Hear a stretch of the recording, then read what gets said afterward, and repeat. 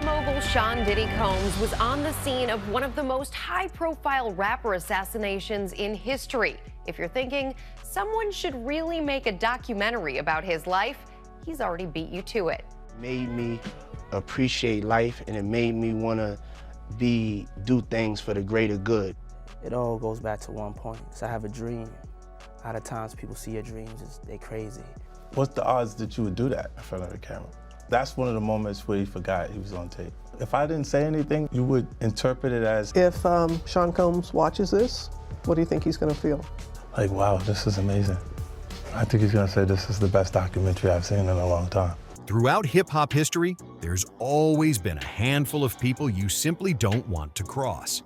Most artists try keeping their issues low-key, dropping subtle disses in tracks or handling things behind closed doors. But then there are those who do it completely different. They transform their feuds into full-blown public spectacles, throwing shade out in the open like it's a competitive sport. These are the ones who don't just rap about beef, they live it, breathing energy into every feud they touch and standing tall at the center of that chaos. None other than 50 Cent. The man doesn't just confront his rivals, he thrives on it. Every feud he steps into transforms into headline news, shaking the industry and keeping fans glued to the drama. Most people already know that 50 Cent didn't just beef with Ja Rule. You know what it feels like to have nothing, all right? And I had to rebuild my life over $6,700 a month. He's been trained to believe what you seen him say in that interview when I said that he's entitled. Really, it's his mom's entitlement. It's been filtered. He ended his career when it was at its peak. The clash between them became one of the most unforgettable feuds in hip-hop history. It hit so hard that the phrase, "getting Ja ruled," turned into its own slang, meaning when a rapper gets completely destroyed in a battle. When someone gets lyrically wiped out, or their reputation gets shattered beyond repair, people still say they got Ja ruled. That's how deep 50's impact ran. He didn't just win a feud, he changed the culture itself. 50 Cent's no stranger to controversy. He'll go after anyone if there's tension, even his own family.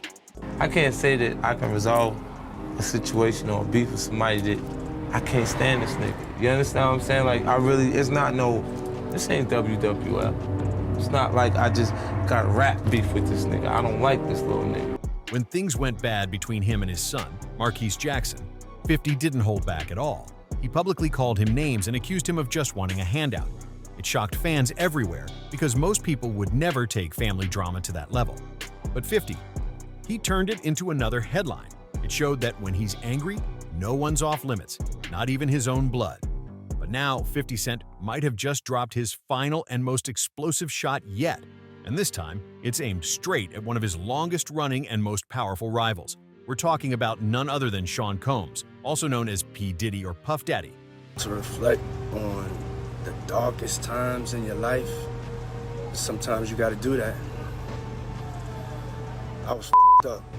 But when it comes to the tough guy and the hardcore rapping, you can't do that. Like, when I met him, he was writing raps for Diddy on Forever, right? And this is after he got poked up. This is after Gotti and them poked him up in the Hit Factory, and he ran to the cops, and he got an order of protection. And he was walking around with the police. NYPD was holding him down. Swear to God. Swear to God. He was in Daddy's house, in the lounge, and he had security. Once celebrated as one of the most influential figures in music and business, Diddy's name carried serious weight. He was seen as a symbol of success and power in America's entertainment scene. But lately, everything's flipped upside down. His reputation has taken a wild hit with stories and accusations swirling around him nonstop. And 50's been watching, waiting, and striking at just the right moments, turning Diddy's downfall into one of the biggest sagas hip-hop has seen in years. All of this has completely shattered Diddy's once spotless image. His reputation isn't just damaged, it's wrecked beyond belief. The man who was once praised for his business empire and flashy lifestyle is now surrounded by controversy, and the shine he once had seems to be fading fast. Plenty of people have tried to break down the shocking fall of Diddy with shows, interviews, and endless documentaries spilling details about the lies, betrayals, and wild lifestyle that surrounded him. Some projects even dug into stories so outrageous they sounded unreal, from secret feuds to strange habits that had fans talking nonstop. But none of them hit as hard as the latest 4-part Netflix series that's got everyone buzzing. Titled Sean Combs: The Reckoning. This explosive documentary was executive produced by 50 Cent himself, and it's being called the most powerful and damaging deep dive into Diddy's world yet. This documentary isn't just another retelling. It's masterfully put together. It dives deep into every era of Diddy's life, connecting each chapter like pieces of a puzzle that all lead back to the chaos of today. The storytelling is sharp, emotional, and packed with shocking revelations that keep you locked in from start to finish. It stands out as one of the most powerful and well-built documentaries in recent years, blending old scandals with fresh drama to show exactly how everything unraveled for Diddy and how his past keeps crashing right back into his present. Before breaking down the Netflix doc, He said something to me one time, a long time ago, at Chris Lighty's wedding. He told me he'd take me shopping. I looked at him like, what'd you just say? Let me move, man, before I do something. You're gonna make me mess up the wedding. Oh, that's a nice gesture. Let me get out of no, dude, take me. That's what a guy says to a girl. it's important to rewind and look at how this feud between 50 Cent and Diddy even began. From the very start of his career, 50 came into the game ready for war, taking aim at everyone in the industry. His track, How to Rob, released in 1999, was the spark that lit the fire. In that song, 50 didn't hold back. He called out some of the biggest names in hip-hop, including Diddy himself. It wasn't just a diss track, it was a statement. That record showed the world that 50 wasn't afraid of anyone, no matter how powerful they were. This all happened before 50 Cent went through one of the most infamous moments in hip-hop history, the day he was shot 9 times and somehow survived. That event would later become a major turning point in his life, shaping his image as one of the toughest and most unstoppable figures the rap game has ever seen. We have to find somebody that'll work with us, that has dealt in the dirtiest of dirty business. We're losing. That near-death experience didn't just change 50's life, it transformed everything about him. The shooting left a lasting mark on his voice, giving it that deep, gritty tone fans instantly recognize today. It also reshaped his music style, turning him into a symbol of survival and strength. From that point on, 50 Cent wasn't just a rapper. He became a cultural legend whose story inspired millions. By the early 2000s, 50 Cent finally crossed paths with Diddy, and that meeting opened up a whole new layer to their history. According to 50, during that time, he was actually ghostwriting for Puff, crafting lines and hooks behind the scenes that would later make their way into Diddy's work.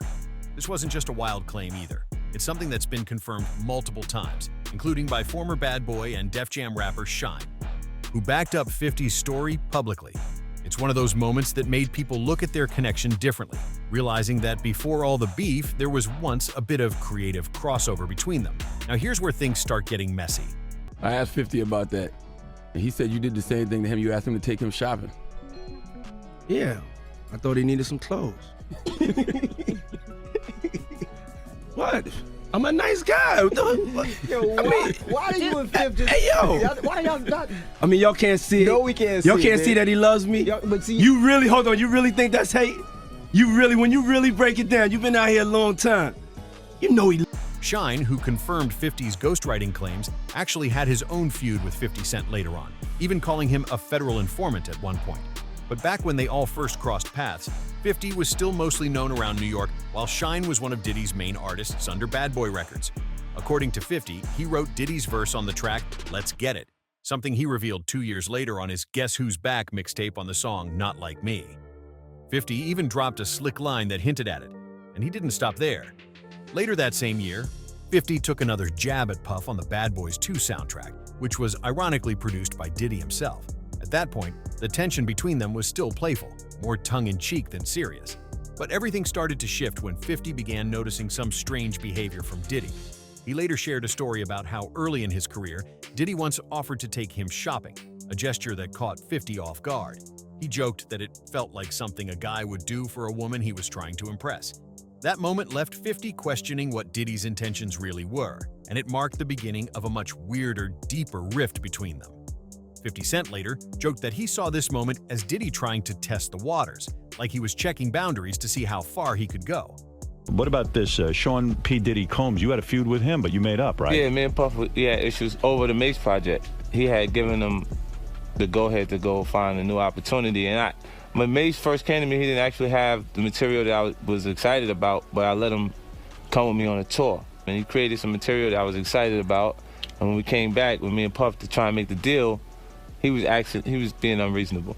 Wow. I think he felt like Mace was like the last piece to his legacy, considering Biggie's not there and the Locks is gone. And I never got paid what I was worth, and I never got the respect I was worth. So the disdain that I got for Puff is more like, you trying to keep me here, nigga.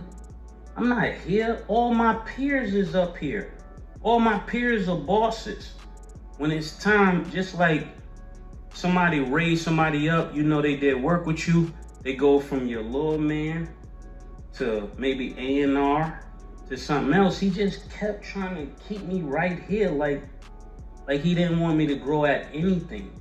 Now, you called Puff Daddy a soft nigga in one of your songs, N-I-G-G-A, in one of your songs, but you're sorry you did that now, huh? Well, I'm not sorry because I meant it when I said. He compared it to Diddy dipping his toes in the baby oil, a slick metaphor. 50 used to suggest that Puff might have been seeing how 50 would react to his unusual offer. It became one of those strange stories that added fuel to the mystery surrounding Diddy's behavior and gave fans plenty to talk about. Not long after 50's comments started making waves, Diddy finally decided to respond. And of course, he did it in his signature confident style. Rather than getting angry, he brushed it off with a mix of humor and attitude, acting like the whole situation didn't faze him one bit. Still, his reaction only added more curiosity to the ongoing tension between the two. By the mid-2000s, 50 Cent wasn't just a rapper anymore, he was a global phenomenon. His rise was unstoppable, dominating charts worldwide with hit after hit. At this point, he had 7 #1 singles and over 20 top 10 tracks, proving he was one of the most powerful forces in music. It wasn't just about the music either. 50 was securing massive endorsement deals and sponsorships left and right, turning his name into a full-blown brand. From his business moves to his music dominance, he had officially become one of the biggest stars on the planet, with his influence reaching far beyond hip-hop. It was obvious that 50 Cent wasn't like most rappers in the game. He was built different. While many artists focused solely on music, 50 had a sharp business mindset that set him apart from nearly everyone except maybe Eminem, who shared a similar drive. 50 launched his own record label, built a clothing line, and made smart investments that paid off big time, even securing major stock shares in several companies. He wasn't just making money from hit records, he was building an empire. Every move showed that 50 wasn't just playing the rap game, he was owning it. It almost seemed like 50 Cent had everything Diddy ever wanted. He had the fame, the power, and the respect, both in the streets and in the spotlight. Who shot Biggie Smalls? We don't get them, they gon' kill us all. Man, Puffy know who hit that nigga, man, that nigga soft. He scared them boys from the west side to break him off. Jump on his ass so we run the Harlem, shake him off. Women viewed him as a full-blown icon, while the streets respected him as a real one who'd earned his stripes. That rare balance of toughness and charm made 50 unstoppable. The kind of star who could dominate the charts while still keeping his street credibility intact. And for someone like Diddy, who always wanted to control both worlds, that had to sting just a little. Watching the documentary now, it's crystal clear why Diddy might have felt some serious envy toward 50 Cent. Even though Diddy was already seen as one of the biggest moguls in the game, 50 had something money couldn't buy, that raw magnetic presence. Whenever 50 walked into a room, everyone noticed. So you bought the company? No, so I ended up having about almost 10% of it. And it was sold to Coca-Cola for you made $100 million? Well, 4.1 billion they actually sold the company for. He carried an aura that demanded respect without even saying a word. Diddy, on the other hand, had the fame and fortune, but that natural energy, that untouchable street power mixed with global influence was something he couldn't quite replicate. It's easy to see how that could have rubbed him the wrong way. By 2005, 50 Cent had cemented himself as a true heavyweight in the music industry.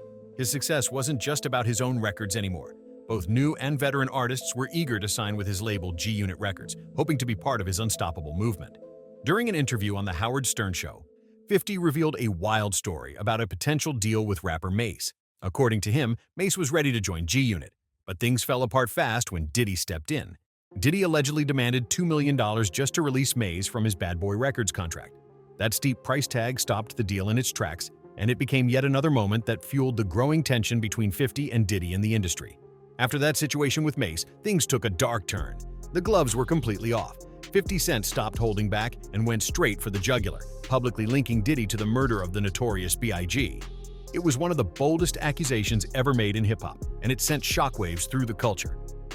What made it even more chilling was that new information later suggested that Diddy and Biggie might not have been as close as everyone once thought. From the outside, it looked like they had a tight brotherhood, but behind the scenes, the connection wasn't nearly as solid. 50's claim threw major fuel on that fire, turning their feud into something much deeper and far more personal. I guess this means I won't be invited to the white parties in the Hamptons. I don't give a fuck. I don't want to hang out with your punk ass, no way. Got me motherfucking running around. This nigga Mason. Now you want to play games, you want to make the deal, nigga? Nigga, I'll fuck your shit up, nigga. Is you crazy, nigga? Matter of fact, you know what? I don't want to do the deal no more. Fuck the deal, nigga. In 2006, 50 Cent dropped a track called The Bomb, and it was another moment where he proved he wasn't afraid to stir things up.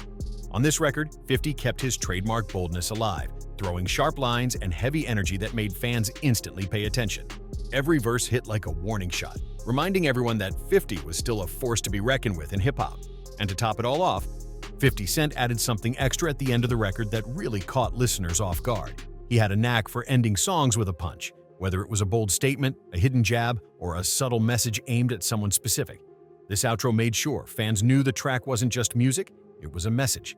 By this point, it was obvious that 50 Cent wanted nothing to do with Diddy or his image anymore. He completely distanced himself from the Diddy hype train and started calling him out in ways nobody else dared to.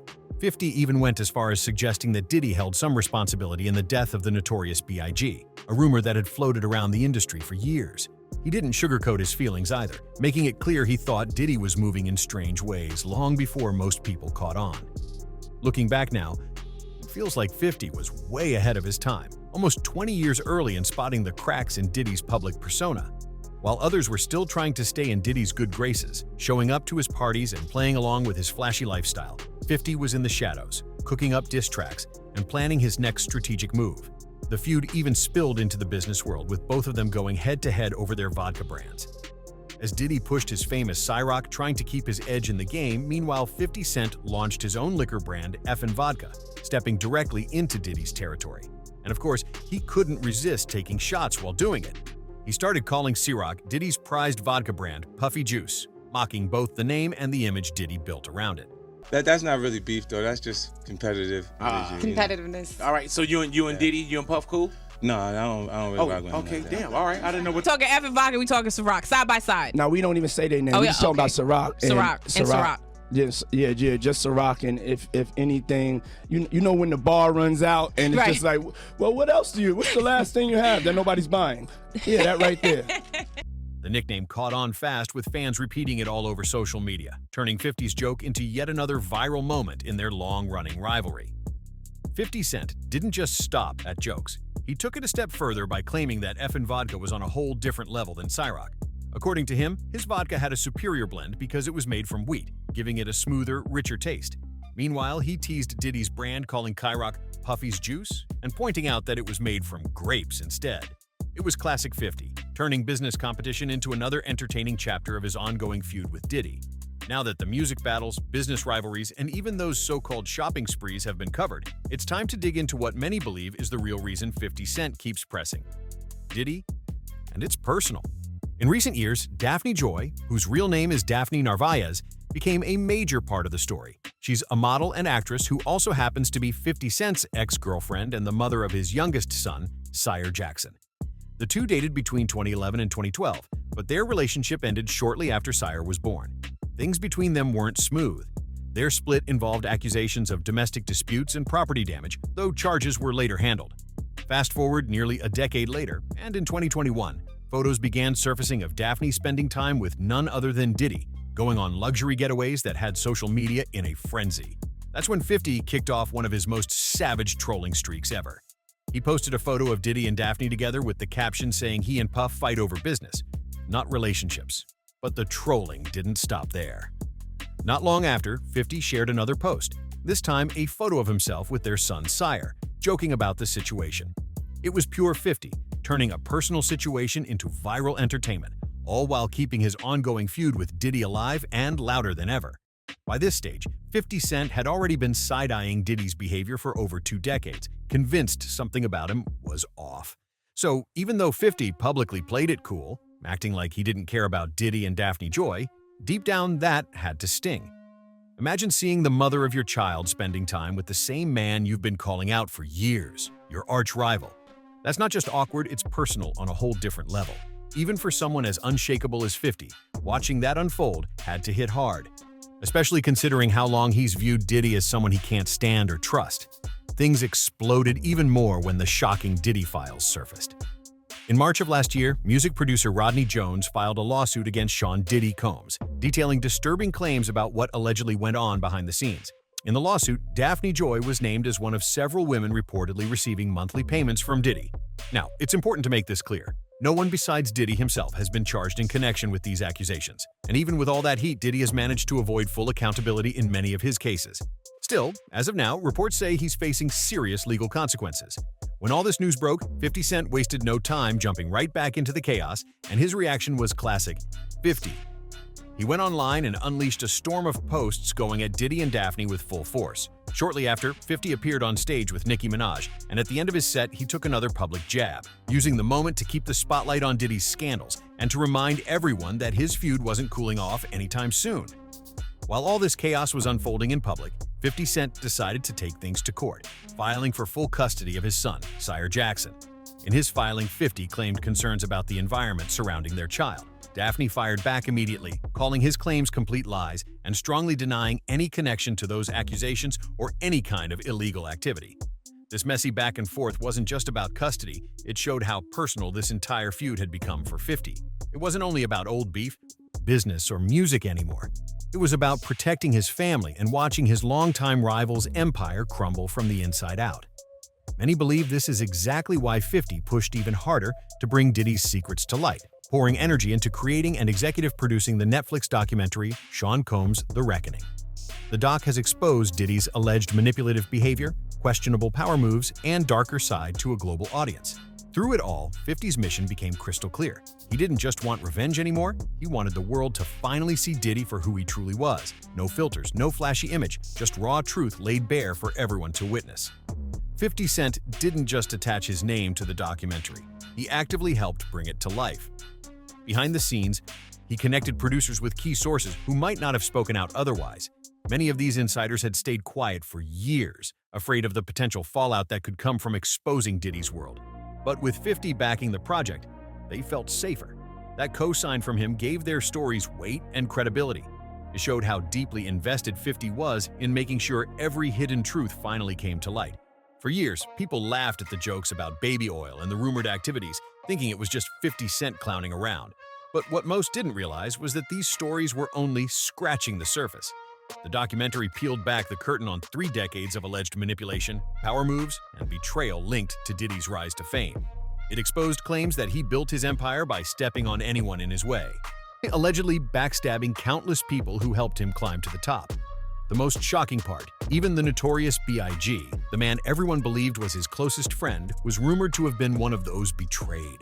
The revelations painted a darker, colder picture of Diddy's legacy than anyone had ever imagined. That part of the story still stands out as the most shocking and unforgivable in the entertainment world. Shady deals and backstabbing competitors are sadly nothing new. It happens all the time.